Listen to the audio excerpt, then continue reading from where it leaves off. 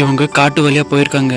பார்த்தா ஒரு அம்மா டாக் பார்த்துருக்காங்க. இவங்கள பார்த்தது இந்த அம்மா டாக் முன்னாடி ஓடி இருக்கு. இவங்களும் பின்னாடியே போயிருக்காங்க. டாக் போயினே இருக்கு, இவங்களும் போயினே இருக்காங்க. பார்த்தா குட்டிங்க போட்டிருக்கு. அங்கே என்ன சாப்பிடும் அது குட்டிங்க.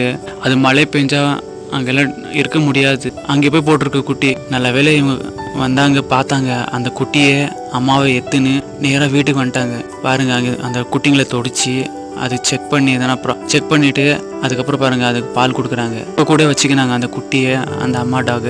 ரொம்ப நன்றி. நீங்கள் ஒரு வாழ்க்கை கொடுத்துருக்கீங்க.